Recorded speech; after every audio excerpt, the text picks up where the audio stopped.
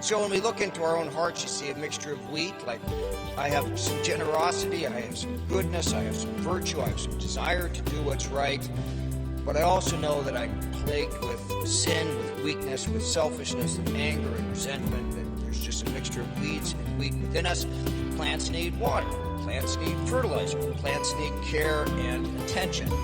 Well, sometimes we think of ourselves in that way, like, well, I should just naturally be virtuous. I should just naturally be growing in faith. If I just sort of go through the motions as we do, then I should naturally be thriving and flourishing. But that's not how it works. The fact is, we do have to feed the wheat within us. We have to feed the good part to help it to outpace the weeds. Because weeds are hardier than wheat, right? It's easier for us to form bad habits than to form good habits. Weeds use up the soil and the water. They block out the sun and use up the energy. And so we have to be actively, intentionally working and striving to be nourishing the good parts of us. So obviously prayer, spiritual reading, community, those are all very important parts.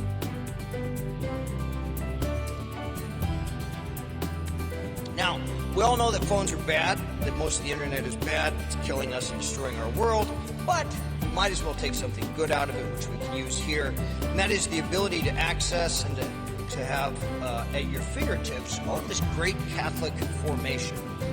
It's really incredible how much is out there, that if we were to just receive a little bit every day, like a little water, a little fertilizer, a little sun for the wheat in our hearts and minds, a little weed killer for the weeds, God could be accomplishing great things. Now, and it's because they like listening to music and they like to be entertained.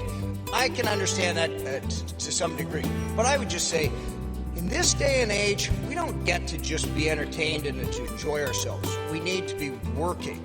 There's too much fighting against us, and so it can't just be like, well, I just listen to music. We need, fine, listen to some music, but at least we need every day, 30 minutes of good formation, 30 minutes of listening to good things that are going to help us.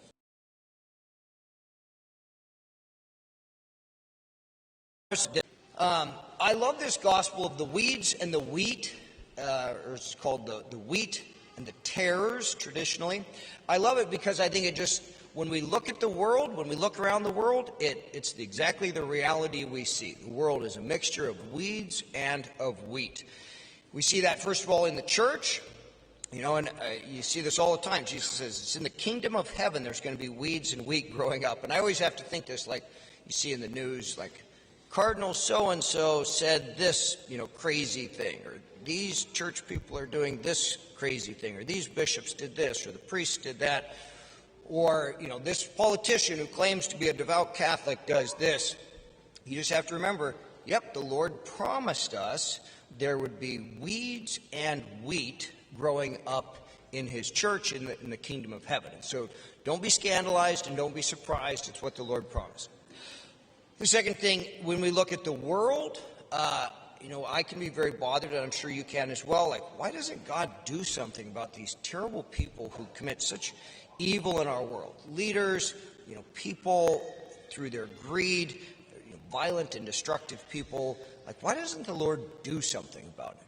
Well, again, he promises you're all going to be growing up together, that we will persevere, we will endure in this world, but in the end, he will separate, right? And the gospel is very clear. He says, just as weeds are collected and burned up with fire, so will it be at the end of the age. The Son of Man will send his angels, and they will collect out of his kingdom all who cause others to sin and all evildoers. They will throw them into the fiery furnace, where there will be wailing and grinding of teeth. And so there's this promise that the Lord will sort this all out at the end.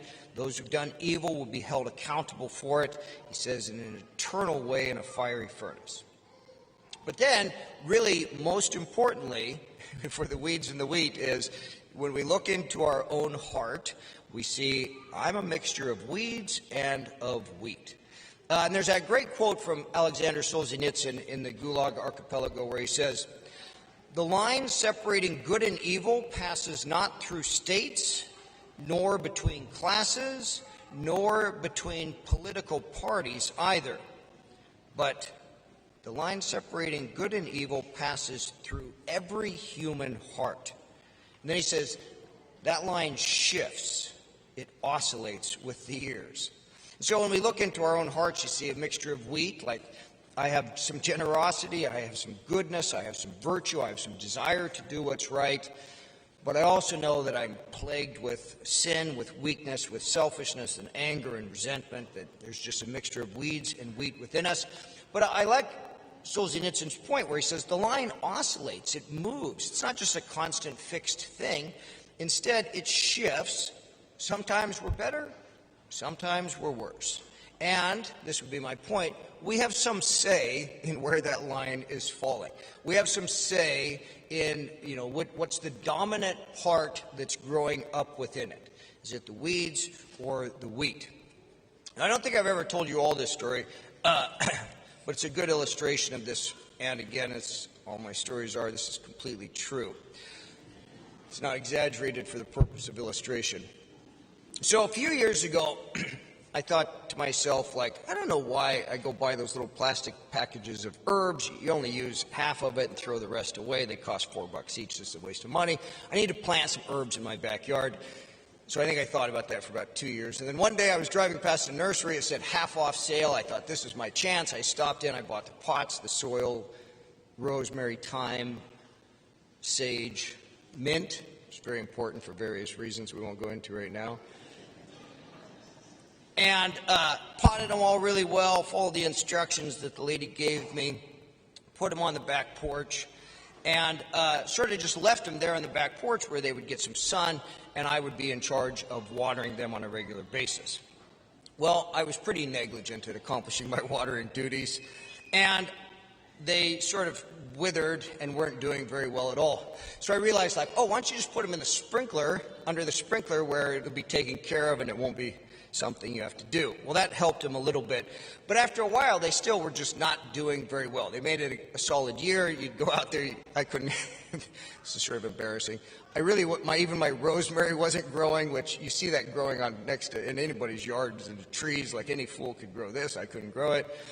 The mint was not growing, which was very problematic for various reasons I won't go into right now.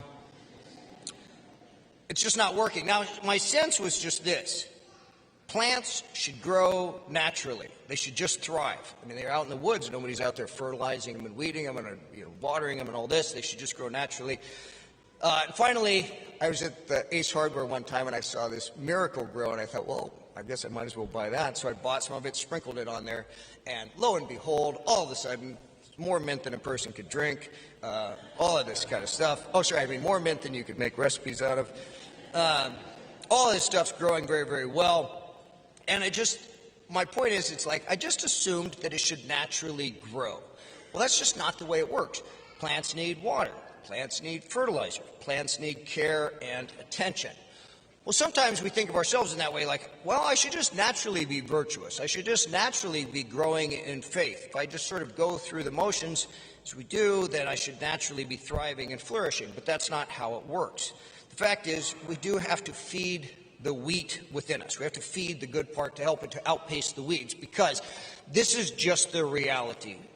Weeds are hardier than wheat, right? It's easier for us to form bad habits than to form good habits. Weeds use up the soil and the water. They block out the sun and use up the energy. And so we have to be actively, intentionally working and striving to be nourishing the good parts of us. And so obviously prayer, spiritual reading, community, those are all very important parts of this. But today I wanted to just talk about something very quickly and practically, an easy thing that most people should be doing. I say most people because I'm going to talk about podcasts and things on the internet, and some people don't even know what a podcast is, so this is just for those who do know. Now, we all know that phones are bad, that most of the internet is bad, it's killing us and destroying our world, but we might as well take something good out of it, which we can use here, and that is the ability to access and to have at your fingertips all of this great Catholic formation. It's really incredible how much is out there, that if we were to just receive a little bit every day, like a little water, a little fertilizer, a little sun for the wheat in our hearts and minds, a little weed killer for the weeds, God could be accomplishing great things. Now, I was thinking of this for a couple of reasons. Number one is at the gym, they play all sorts of variety of music. Some of the people from my gym are here today, and they could attest to this. It's everything from Taylor Swift to the Beastie Boys. And I notice that there are some people who know all the words to these songs. And I'm like, how do you know this? Or more importantly, why do you know this? And it's because they like listening to music and they like to be entertained. I can understand that to some degree. But I would just say, in this day and age, we don't get to just be entertained and to enjoy ourselves. We need to be working. There's too much fighting against us. And so it can't just be like, well, I just listen to music.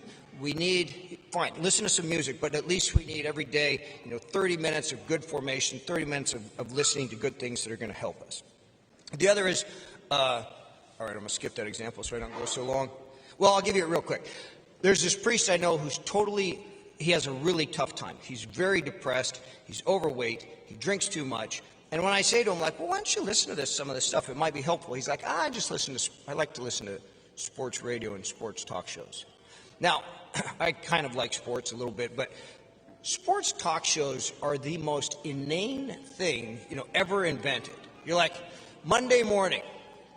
Well, I think if the Seahawks would have scored more points than the other team, they would have won.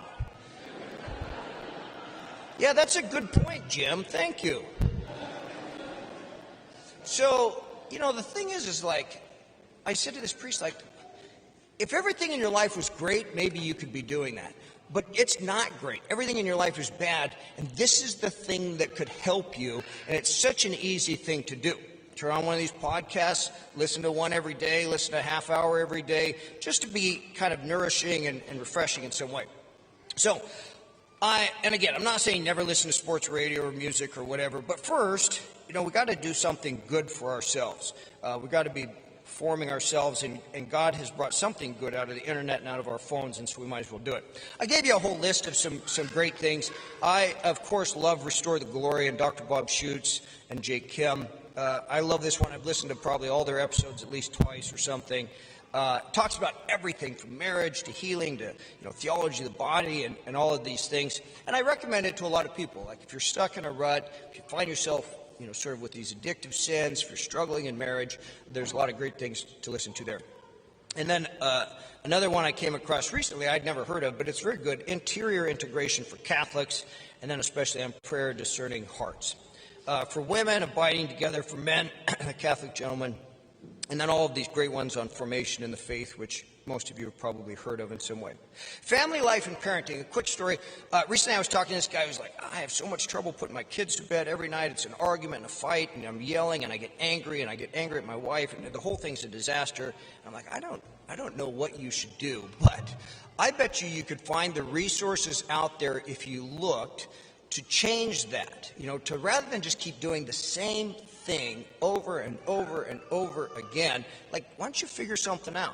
And so I'd say, none of these are the answer to the world's problems. There's no silver bullet in life, but there is just me watering, nourishing, fertilizing the good part in me. A little bit at a time, a little bit every day. And the last point is just this. You got to remember, we have an enemy. There's the devil, the evil one, who is every single day actively working to sabotage you, your life, and your family. Every single day he's trying to undermine and ruin you. He's sowing weeds. He's undermining your family. He's attacking you and attacking your children. Well, again, this is a really simple and easy thing that people can do to be defending yourself, to be fighting back, and to help nourish the part of us that God has planted within us so that it might come to full fruition and to bear fruit for this world and for the kingdom